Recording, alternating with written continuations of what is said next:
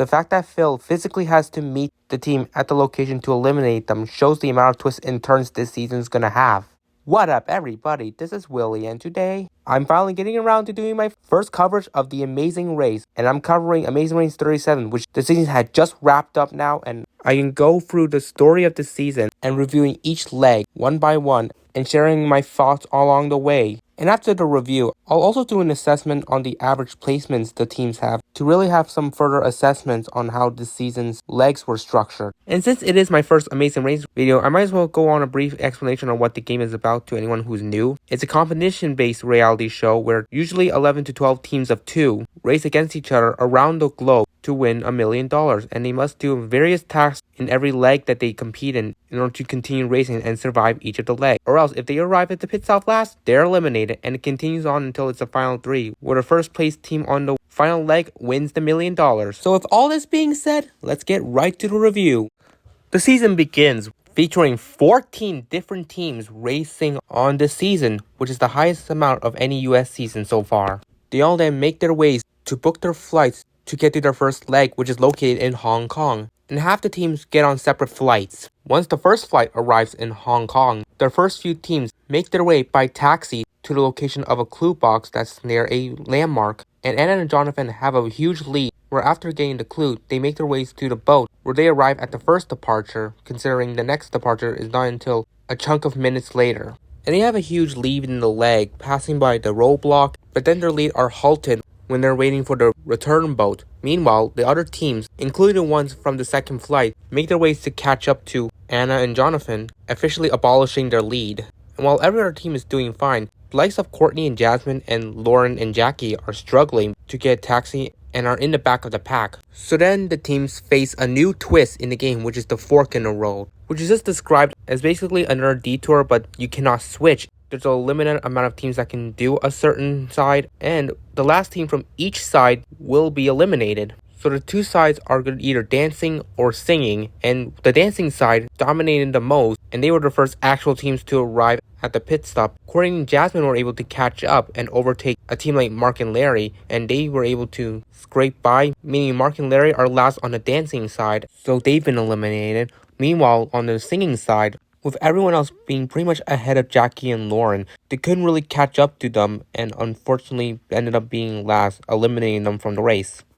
After that, the teams are now going to book flights at a travel agency to go to Japan. And the teams make their way in different scheduled flights, where some of the teams in the last flight are able to squeeze their way into the second flight, while some of them just gave up on it, especially in Bernie and Kerrigan, who were really agitated by their decision. But anyways, the teams arrive in Osaka, where they take a cab to go find a clue box, and Ernest and Bridget get there first, and they make their way to the task, followed by the other teams, who all have an easy time traveling to their task. But Holden and Han struggle because of some cab situation, dropping their placements quite a bit, but they do make their way to the task, which I'll mention is the return of the intersection, meaning two different teams must pair up to do a task together. And we see this being very equitable, as some of the teams in the back of the tabs are able to leapfrog their way to the top, while some who made it there first are the last to leave, in Ernest and Bridget and Mark and Brett. Then the teams are faced with a detour, where they either can make mochis or dress like sumo wrestlers. Majority of them picked the sumo wrestling task, while only like 3 of them chose to do the mochis, and it was pretty easy, where they were able to outwork some of the teams at the other detour. But for the teams at the sumo wrestling, most of them do well, while some really struggle because of how they're buckling the clothing around their waist, where the race does come down to Ernest and Bridget and Holden and Han, where the latter does finish first after some bickering, and they are able to scrape it out on this leg, just barely making it through, while Ernest and Bridget are shockingly last and are eliminated despite being first initially.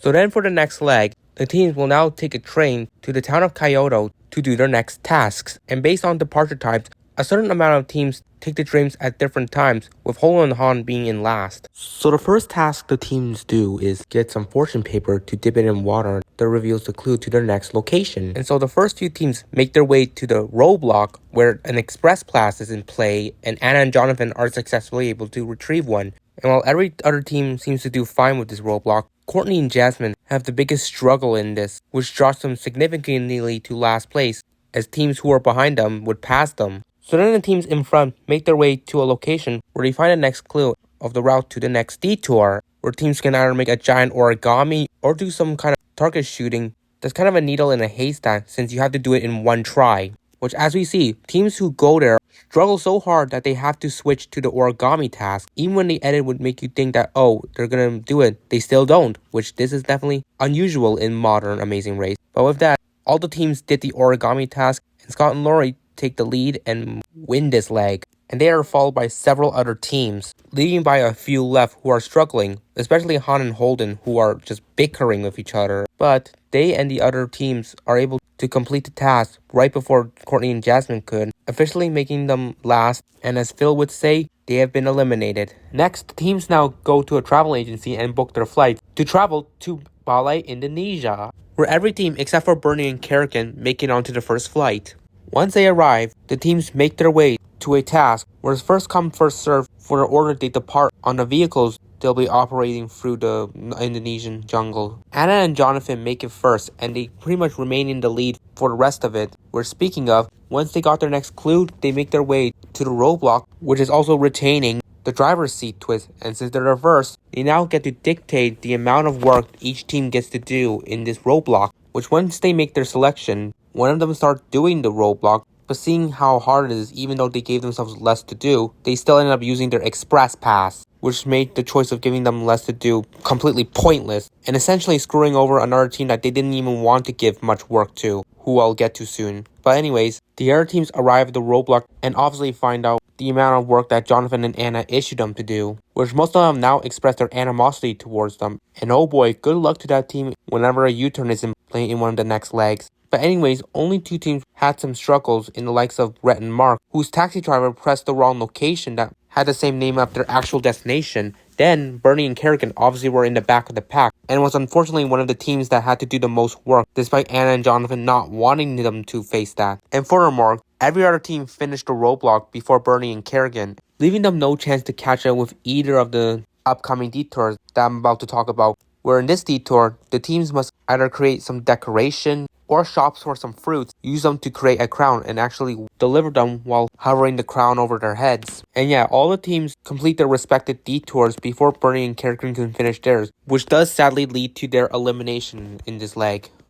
So then for leg 5, they continue in Bali, Indonesia, but before they can go further, the teams gather in front of Phil where there's a mandatory double U-turn vote. Where the top two teams with the highest votes are U-turned, and unsurprisingly, one of them are Anna and Jonathan, but then the other one, shockingly, is Lori and Scott, which they deem it as betrayal, and are definitely holding a lot of ill will towards those who voted against them. So then teams race to the first detour, where they can deliver and then stack 60 coconuts or replicate a coral reef structure, which like mentioned, Anna, Jonathan, and Scott and Lori have to perform both sides of the detour since they're U-turned. And because of that, for the first time in a while, the U-turn actually worked in effect, and they're the bottom two teams left. So while they're behind, the rest of the teams ahead participate in the roadblock where one of them has to surf out onto the ocean and match the decal of their surfboards with another surfer that's currently surfing on the water. And this task didn't really shake up any of the order, mostly stayed the same in and out, besides one of the placements at the pit stop where Nick and Mike were ahead of Melinda and Erica, but for some reason they got lost, so the daughter and mother pair bypassed their placement and placed ahead of them, which they had a fun reaction to learning of this. But anyways, the leg comes down to the two U-turn teams, and despite Jonathan performing really loudly and even slacking off in the challenges because of a headache, he and Anna were still able to complete the task before Scott and Lori, and by that, Scott and Lori bit the dust thanks to the U-turn. For the next leg, they're now going to Dubai, so they all book their flights and make their way to the city at night where they must travel to a location to declare their departure time, where 4 teams can leave a little early while the other 4 can leave about a half hour later. And so afterwards, the first 4 teams make their ways on camels to the roadblock, which is a basic task of them just skydiving with not much else to do. So we see all the teams skydive, and then the first few teams who complete it find out about a fast forward on their clue, and although Hall and Holden try to find the vehicle that will take them there, they are ultimately outmatched by Carson and Jack, who are able to find it first, so now they'll be making their way to get the fast forward. So with that, the rest of the teams now make their way to the next task, which is just to decorate some bakery, and Then afterwards, they make their ways to another roadblock where one member must surf on an e-foil, which is a motor version of a surfboard, and surf across 3 buoys in order to get the next clue. And with that, we see teams face a really tough time with this task, but this one mainly favored towards surfers like Han, who we already saw was really good at it last flag, and she completely dominates this roadblock, and her and Halden are able to leave it first. And talking about first, back to Carson and Jack, who have already arrived at the location to get the fast forward. Their task is to scuba dive in order to find it, and they do find it, and now with their fast forward, the crew instructs them the location of the pit stop, and they make it there first. And this is where the race starts to get a little tight as many teams finish. Pops and Jeff and Nick and Mike are the last 2 left, with the former finishing first, leaving Nick and Mike in last. But they're able to finish it next, not too far behind from them, and it becomes a really close foot race where they must take a subway to the location of the pit stop. And we see here Pops and Jeff make a fatal mistake of not getting on a train despite having a few seconds to get it on, just because they were hesitant on if it was the right one, which that was damning to their chances of surviving, as Nick and Mike caught up to them and they would be on the same train with each other, and it would be a literal foot race to see who would make it to the pit stop first. And guess what? Nick and Mike are able to get ahead of them and survive this leg, with Pops and Jeff being last and eliminated. After that, the teams booked their flights to go to Sofia, Bulgaria for their next leg, which is the first time the show is racing in Bulgaria, and it starts off with the teams self-driving to their destinations, and it starts off with some teams struggling to even self-drive, with some even colliding into each other, but not too severe. But talking about severe, we see Carson and Jack, a very strong team, start to pull behind because they end up traveling in the wrong direction, hours off course of how the leg is structured, which has dropped them significant time, and they are just miles away that it seems like it's game over for them the minute they finally recover. But oh boy, we are in for a ride, where the teams who are not off course, they first do a task where they deliver fruit to a dancing festival, then find the next clue in a library, and then they face the next detour where they must either deliver more than 100 logs or find a special bracelet inside one of 3 big haystacks, which wow. And on top of that, there's a double U-turn up in play, which most of the teams who finish first do not use it. And then we get one little moment where Anna and Jonathan missed the actual parking space and ended up parking in a ditch where they had struggles getting their car out, but thankfully some locals helped them out. So then with the teams who are still at the detour, Melinda and Erica finish next, and they plan to U-turn Nick and Mike, who are behind them, which is a pretty effective strategy if they were in this scenario where the bottom team's left and knowing what happens to them next. So I get from their perspective, and they do end up U-turning Nick and Mike, who happen to be right behind them, and since Nick and Mike still can have the power to U-turn someone else, they have no choice but to U-turn Han and Holden, since they're the only other team that they saw, which by doing that, it really gave a lot of favors to Carson and Jack, who were obviously in last place, because no one knew they were even in last place, so their big mistake actually worked to their benefits in such ways. So now Han and Holden and Nick and Mike are U-turned and have to do the other detour, and Han and Holden, despite being U-turned next, they still ended up finishing the detour before Nick and Mike, and they make their way to the next task, where it's a roadblock where teams must milk sheep. And after they're done, they must eat a yogurt, because for history's sake, yogurt was invented in Bulgaria. And most of the places don't really change here, but following up to what I mentioned about Melinda and Erica, they somehow get lost on their way to the milking task, which despite Hunter and Holden being U-turned and doing the other detour for a while, they somehow was able to surpass Melinda and Erica, so that definitely was something. But anyways, with these 2 teams checking in, it's now down to Nick and Mike and Carson and Jack, where the latter pair finally get back on track, and when they were about to have a nice time in Bulgaria knowing it was over for them, they see Nick and Mike and are floored, which gives them such sights of hope that they can make up time by doing the other detour and completing it before Nick and Mike, which they do. And what makes it even better is when they discover that they weren't U-turned, meaning they can freely get through the next task and check in for the pit stop in 6, leaving Nick and Mike to continue their misery at the detour, with Phil literally having to physically meet them at the detour to eliminate them.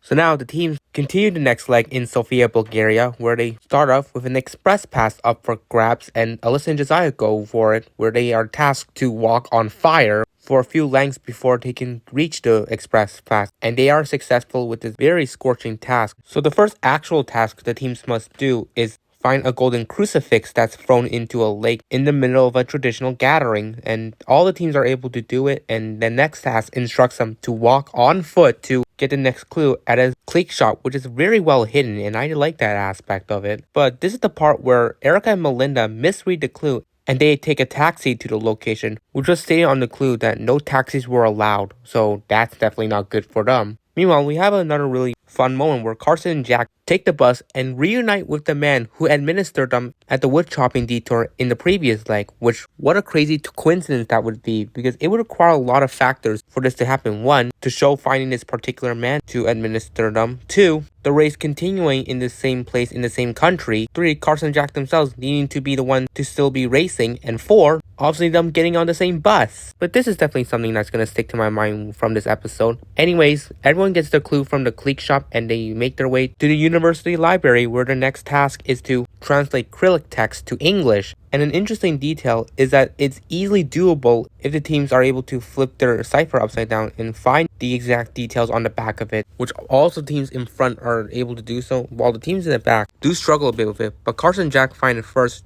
and instantly are followed by Han and Holden, who then work together. And after that, when they complete the task, Han and Holden decide to be nice and give Melinda and Erica a brief idea what to do in the task, which they're able to do and are done. So now it's a tight race. And Han and Holden helping out teams is kind of egregious to them, especially when they're in the back of the pack. As we see Carson and Jack leapfrog them one placement ahead, while Melinda and Erica are not too far behind them. But anyways, we get to the final task, which is a roadblock involving the teams having to do a Bulgarian dance, which I like these dance tasks because they have really good music and choreography. And there isn't much placement switches, they pretty much remain the same when the teams enter and left it. So by that, Erica and Melinda are last to finish and they end up coming in last place, meaning they're gone. But also, Phil is nice enough to point out that the scenario, if they did not check in last, they would have been penalized. So there'll at least be a lesson to consider to make sure that you don't misread your clues next time. So after that, the teams now make their ways to Naples, Italy for the 9th flag. And they start off by riding a funicular to a location where someone's going to give them their next clue. And after that, they must travel back down to find a statue where the next clues are located. And we have Han and Holden and Jonathan and Anna take the lead, but then they blow it because they get lost, allowing the three teams behind them to overtake their lead and find the statue first. And so they open up their next clue and they are now hit with a detour, where they can either assemble a mandolin or make 6 pieces of knotted mozzarella. And all the teams outside of Jonathan and Anna pick the mozzarella task, and we see Han and Holden struggling the most with it, misunderstanding how to tie the mozzarella together, while every other team is able to bypass them, including Jonathan and Anna, who are on the other detour. So now the siblings team are in last, and they eventually do complete it, but they're like way behind because the other teams now do the next task, where they first find a clue at another location, then they make their way to an alleyway where residents descend buckets with grocery lists the teams need to buy them. And the only complexity it has is that it's not in English, so they must figure it out themselves what the items must be, but there's no problem. Every team is able to do it and make their way to the final task, which is a roadblock where they must bake pizza. And we have Carson really struggling the most with it, misunderstanding how to put the pizza in the oven properly or even slide the pizza on the paddle properly without ruining it. Which Anna points out, you need to put flour on the paddle before you place the pizza on it. And the other 3 teams do finish before Carson and make their ways to the pit stop. So Carson is left at the roadblock, which luckily his team's not in last, because then Han and Holden finally show up and Han does the roadblock. But by the time she's doing it, Carson would finally finish his pizza and make his way with Jack to the pit stop, leaving Han and Holden in last. And when they finish the roadblock and arrive at the pit stop, they are expected to be eliminated. But there's a twist, it's a non-elimination leg. Welcome back to the amazing race, peeps. With that, the race continues to leg 10, where all the teams are able to book the same flight to head to Germany first and then take a train down to Strasbourg, France, where right away they must self-drive themselves to a famous universities where they need to answer some specific questions to get the next clue. And 4 of the teams get there with ease, but Brett and Mark get lost on their way, and that puts them in the back of the pack. So then after that task is done, the teams make their way to the next one, which is a head-to-head. The double battle is back. So see each of the face-offs, starting with Han versus Carson, where the former wins. Then Carson beats Jonathan, Jonathan beats Josiah, and Josiah beats Brett, meaning that Brett and Mark are now issued a 10-minute penalty, which didn't even detriment them that much, because the team's next task to do is to taste and memorize different kinds of cheese, and I love cheese. but we see them struggling quite frequently, and Alyssa and Josiah are contemplating on using their express pass or not. But by the time 3 teams have passed them, and it's only them and Brett and Mark, they decide to finally use their express pass. So anyways, the teams must go on foot up a famous tower to get the next clue, which is a detour, where they must either wash laundry or accurately build a bird's nest. So majority of teams do the laundry while the other 2 do the bird's nest, and we see a lot of struggles navigating there to begin with because the locations are isolated from the main town. But the end all be all comes down to the last 3 teams finishing and trying to make their way to the pit stop in Brett and Mark, Jonathan and Anna, and Han and Holden, where Brett and Mark make a crucial mistake not asking for directions, which leads them awry in their navigations, while Han and Holden and Jonathan and Anna just bicker on their way to there. But despite all of that, their proper management of navigations help upset Brett and Mark's lead over them, and they're able to outwork their positions, meaning Brett and Mark are the last team to arrive and have been eliminated.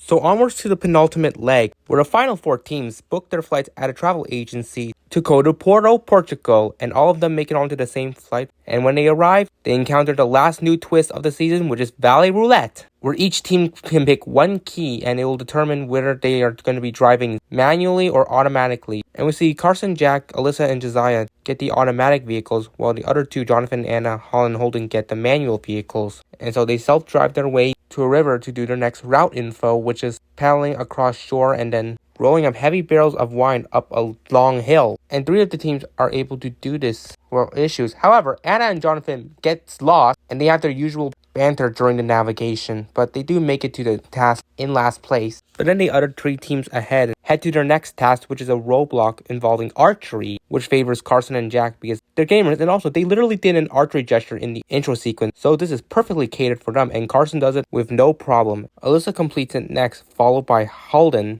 So then the teams make their way to a train station where they must take it one stop to a station where they must find a man holding a bag of tiles. Carson and Jack make it there first, and before the train leaves, Han and Holden are able to board it in time, so now they're on the same train with Carson and Jack. Meanwhile, Alyssa and Josiah get lost trying to find a parking space to the point where they get rear-ended by a reckless driver, and then by the time they finally find a parking space and book their train tickets, they're on the platform as Jonathan and Anna are able to catch up, finishing the roadblock and boarding the same train as them. So back with the teams ahead of them, they arrive at the station and find the tile, which on the back of them tells them the clue of the location they must go to, and when they arrive there, their final task is to assemble tiles together like puzzle pieces, which felt so survivory. And we see Carson and Jack complete it first, and the tiles reveal the location of the pit stop, so they make their way there. And after that, they're followed by Han and Holden, who finish second. So now it comes down to Alyssa and Josiah and Anna and Jonathan. And we do have Jonathan making some very icky jabs at Anna on their way to the puzzle, and it does not help by the fact that Jonathan accidentally drops one of the tiles that shatters to pieces, but they're able to put the pieces back together and they somehow get it done before Alyssa and Josiah. So they're the final team to make it to the finale, and with that, Alyssa and Josiah are the last team at the pit stop and are eliminated.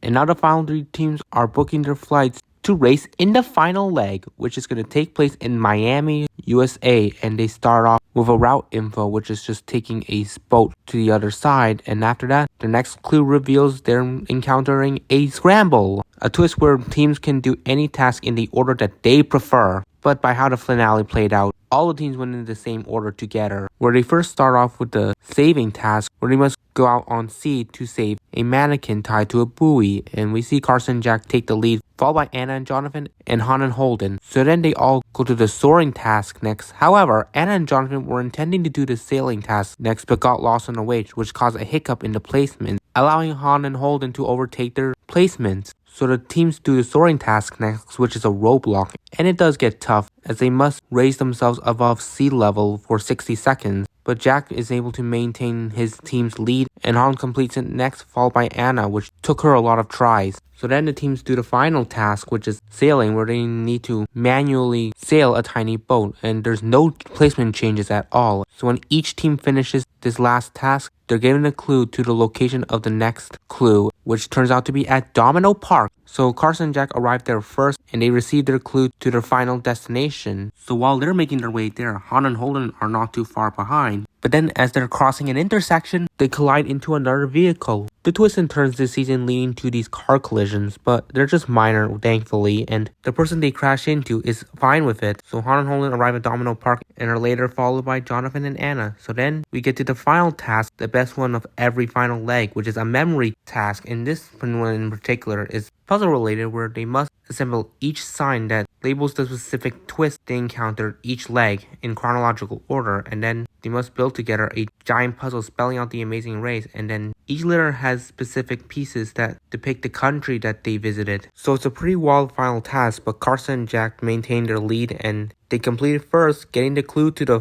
final pit stop, which although they had some traffic issues on the way, their lead was never overtaken and they arrived at the final pit stop first, winning this season of the amazing race. Congrats to Carson and Jack. So let's not end off there because we need the other teams to finish, and we see Holden and Holden complete the memory task second and they arrive at the pit stop in second. So I'm really impressed with them because I really like them, and Anna and Jonathan are the last to arrive, coming in third place. So with all that, that concludes the story of The Amazing Race Season 37. So now I can share my overall thoughts on the season, and that it's a pretty solid season. I like the aspects of featuring some twists in every leg, so that way it can add a more challenging element to them, which can help shift with the placements a bit, as we see here with this season, and also the average placements, which I'll get to in a bit. But I think Amazing Race 37 was definitely a really good modern season of Amazing Race, considering the past few recent seasons haven't been the greatest. I mean, for me personally, I'm not as into The Amazing Race compared to Survivor and Big Brother, obviously. And for some context with my experience with the show, I started watching since Amazing Race 32 and onwards, and the seasons so far up to until this point weren't particularly the highest of the high seasons that I would consider. 32 is pretty controversial. I know I like certain aspects of it, but definitely is not the best. 33 and 34 were just fine, but obviously include the COVID constraints. 35 was actually a season I quit watching a quarter into it, so I can't even do a proper assessment of it. 36 was such a slog. So then we finally got to this season, which is definitely a fantastic rebound for the show that I would say definitely saved the show, in my personal opinion, and I hope we can continue something like this moving forward, especially since the next season is going to involve a lot of familiar faces from a different reality show, so I'm excited for that. But yeah, this season was definitely a great one, and I had the best of it watching it play out.